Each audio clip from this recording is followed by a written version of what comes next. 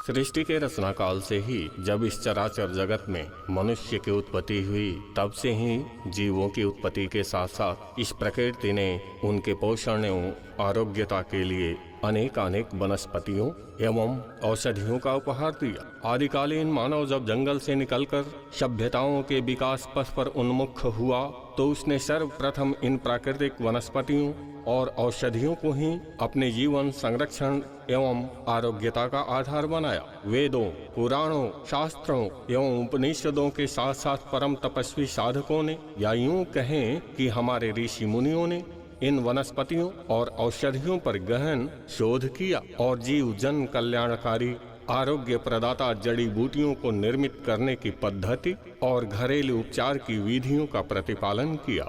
कालांतर में वंशानुक्रम से ऋषि मुनियों से ऋषि पत्नियों और उनकी संतानों में, और उनके माध्यम से यह विधा बाद की पीढ़ियों में प्रतिनिष्ठित हुई और वस्तुतः हमारी दादी नानियां भी इस विधा में सिद्धहस्त होती गईं और दर्जनों बीमारियों का चुटकियों में इलाज होने लगा। कदाचित स्थानीय स्वास्थ्य परंपरा पल्लवित और पुष्पित होने लगी। माताओं की रसोई घर मिनी दवाखाना में परिणत होती चली गई। फिर तो त्वचा संबंधी रोगों में दाद, खाज, खुजली, घमौरी, फोड़ा, फुंसी, किल, मुहांसे, खाजन, छाक, रुसी, बीवाई, सफेद दाग हो या कुष्ठ रोग, कैंसर, नेत्र रोग या आनुवंशिक बीमारी, या फिर संक्रामक रोगों जैसे छोटी माता, चेचक, हैजा, ज्वर, सुजाक, मलेरिया, प्लेग, पीलिया, क्षय, पित्तज्वर, मियादी बुखार, तनाव, अवसाद, अनिद्रा,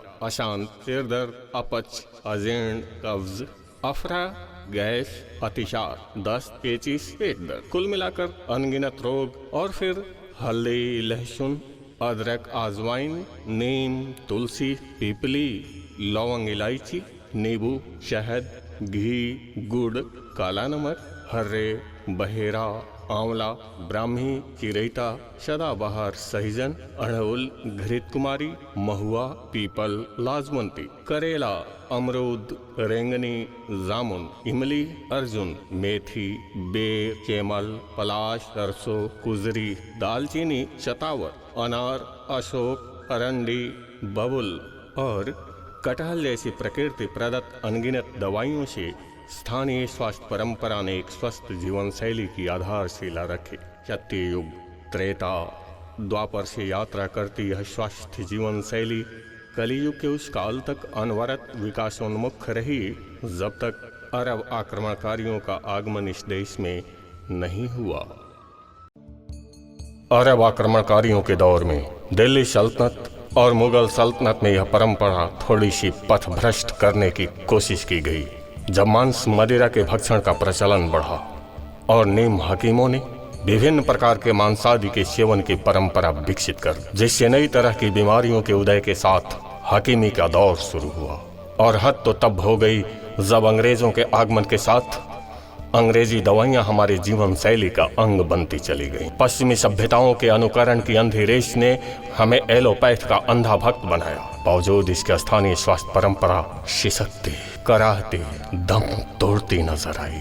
और धन्य है राधिका रानी जैसी माताएं जिनके बटुए में ये परंपरा आज समाई। जी हाँ, ठीक सुना आपने, राधिका रानी का बटुआ, एक ऐसा बटुआ जिसके अंदर होती थी हर मर्ज की दवा। इस बटुए की भी एक अजीब कहानी है।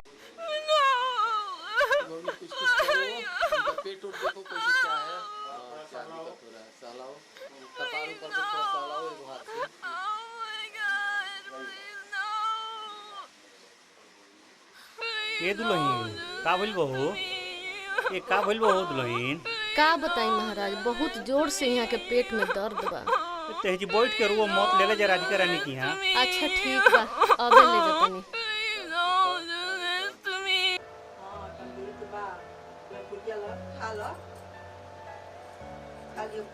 गरम पानी से खाई ना, तो 2-3 थाली में ठीक हो जाएगा ना। तो गरम पानी से खा ली सकता है, गरम पानी से खाएगा।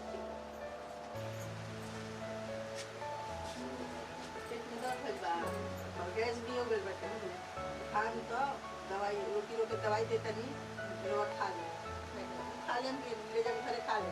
दो तीन घड़ी गर्म पानी से पके आ ओकरे के खा ले पुड़िया देले बाड़ी खाके कम सवेरे शाम गरम पानी में दे देवे के बाड़ी है ना। आ हल्दी कच्चा हल्दी मंगा के ओकरे पीस के उनके 2 टाइम आराम से दूध में देवे के बा। बहुत कमजोर हो गइल है ना। हां आ तो उनके बढ़िया से रखे के बा ना। ठीक। डॉक्टर चंद्रमा प्रसाद गुप्त के सानिध्य में राधा रानी का बटुआ जन जन में पहुंचने लगा और स्थानीय स्वास्थ्य परंपरा का प्रकाश पुंज राम वृक्ष धाम से निकलकर नेचुआ जलालपुर में ही नहीं वरन आसपास के दर्जनों पंचायतों से होते हुए प्रखंड और जिला में भी अवलोकित होने लगा। लेकिन कौन जानता था कि राम वृक्ष धाम और राधिका कुंज की यह दिव्य ज्योति जन जन को प्रकाशित करने के लिए एक और किरण प्रस्फुटित करेगी, जिसकी रश्मियों से समस्त विश्व प्रकाशित हो उठेगा। जी हाँ, वह दिव्य ज्योति प्रज्वलित हुआ राधिका कुंज के आंगन में जब बालक श्री प्रकाश का इस धरा पर अवतरण हुआ। डॉक्टर चंद्रमा प्रसाद गुप्त और राधिका रानी की विरासत को अपने मजबूत कंधों पर ढोने के लिए ही इस बालक का जन्म हुआ था। तभी तो स्थानीय स्वास्थ्य परंपरा की पहचान बन चुकी राधिका रानी के बटुए को महज 4-5 वर्ष की उम्र में ही खूब अच्छी तरह से समझने लगा था यह बालक श्री प्रकाश। और उसे इस बटुए से ऐसा प्रेम हुआ कि उसने इस स्थानीय स्वास्थ्य परंपरा को ही अपने जीवन का आधार बना लिया।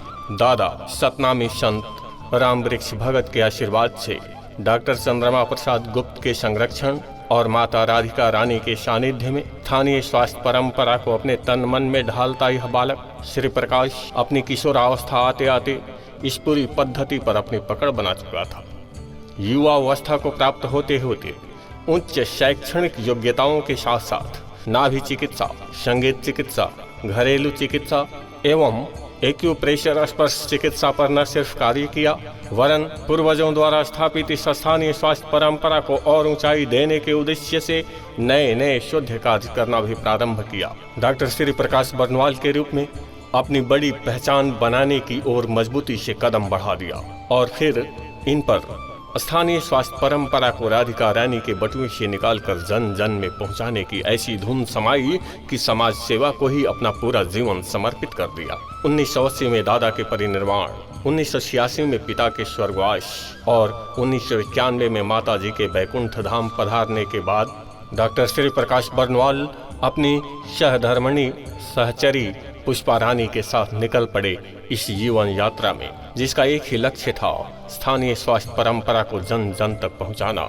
जो सचमुच अब एक जन आंदोलन बनता हुआ दृष्टिगोचर होता है। भारतीय पुलिस सेवा से लेकर भारतीय प्रशासनिक सेवा के अधिकारियों तक, विधायक, सांसद या फिर मंत्रियों से लेकर राज्य सरकार के मंत्रियों तक, केंद्र सरकार के मंत्रियों से लेकर राज्यपालों, प्रधानमंत्री और महामहिम राष्ट्रपति तक स्थानीय स्वास्थ्य परंपरा की गुंज को पहुंचाया और उनका ध्यान आकर्षित किया। लामा गैगेचेज, मदर टेरेसा और भदंत ज्ञानेश्वर से मिले आशीर्वाद की शक्ति ने डॉक्टर श्री प्रकाश बर्नवाल को और भी कुछ बड़ा करने की प्रेरणा दी। और फिर रांची से शुरू हुआ सफर पटना के प्रथम कॉन्फ्रेंस से होते हुए 2 दर्जन से अधिक राष्ट्रीय कॉन्फ्रेंसेस एवं 4 अंतर्राष्ट्रीय सम्मेलन कर एक कीर्तिमान स्थापित करने के बाद भी यह सफर अभी रुका नहीं है तथा नाभि, संगीत, घरेलू चिकित्सा पर अनवरत संघर्ष जारी है और मन में एक ही आकांक्षा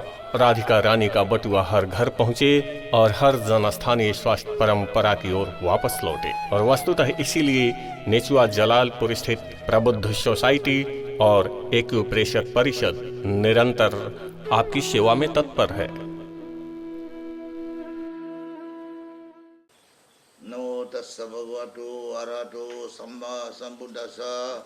नमो तस्स भगवतो अरहतो सम्मा सम्बुद्धस्स। नमो तस्स भगवतो अरहतो सम्मा सम्बुद्धस्स।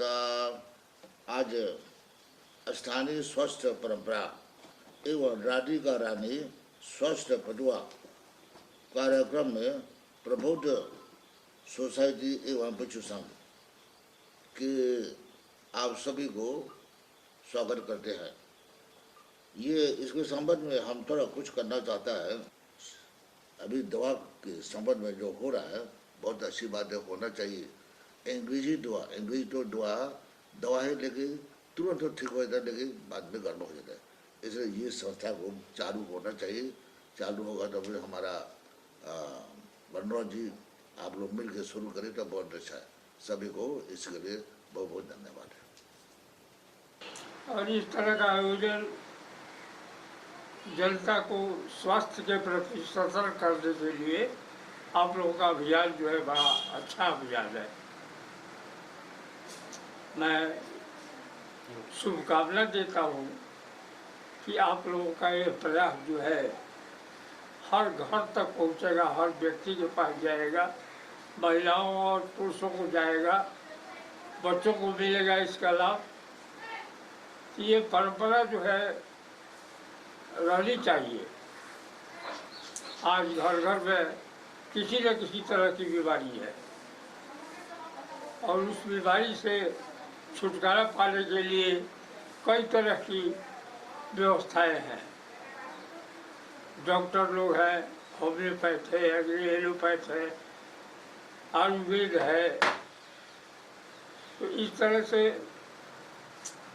जनता की सेवा आप लोग कर रहे हैं, हम आपको बहुत बहुत धन्यवाद दे रहे हैं। डॉक्टर श्री प्रकाश बर्नवाल के बारे में कुछ जानते हैं, आप बताएंगे? डॉक्टर श्री प्रकाश बर्नवाल हमारे बहुत पुराने मित्र हैं और हर साल कुछ न कुछ कार्यक्रम उनके यहाँ होता है। हमको बहुत मानते हैं और उनके हर कार्यक्रम में हम शामिल होते हैं। इधर अस्वस्थ होने के कारण प्रोग्राम कोई करने जा रहे हैं तो हमसे कहे कि आप कुछ लिख करके दीजिए। हमने कहा डॉक्टर साहब कलम हमारी नहीं चल रही है, ऐसे हम आ जाएंगे तो कुछ बोल देंगे। राज्य राज्य संस्थान अपने बाबा के नाम पर, अपने पिताजी के नाम पर डॉक्टर साहब बहुत काम किए और हमको लगता है कि गोपालगंज जिले में वही एक ऐसे व्यक्ति हैं जो उनका बड़ा लंबा चौड़ा परिवार, श्रोताओं का परिवार, शुभचिंतकों का परिवार, शिक्षकों का परिवार, प्रोफेसर लोगों का परिवार या और भी कई तरह के लोग हैं जो उनके संपर्क में हैं। उनका लड़का भी एक डॉक्टर हो गया है, शायद देवघर में प्रस्थापित है, वहाँ काम कर रहा है। तो ये सारी व्यवस्थाएं जो आप लोग कर रहे हैं और घूम करके लोगों को यह मौका दे रहे हैं कि कैसे आप अपने स्वास्थ्य को ठीक रखेंगे, कैसे सुंदर रहेंगे, कैसे किसी तरह के रोग से बचेंगे, अगर रोग है तो उसकी क्या इलाज है, उसकी क्या दवा है, ये सब जानकारी लोगों को मिलेगी। तो इस तरह से हम बहुत प्रसन्न हैं। आपका अभियान जो है सफल हो, जनता को लाभ मिले, स्वस्थ रहे लोग,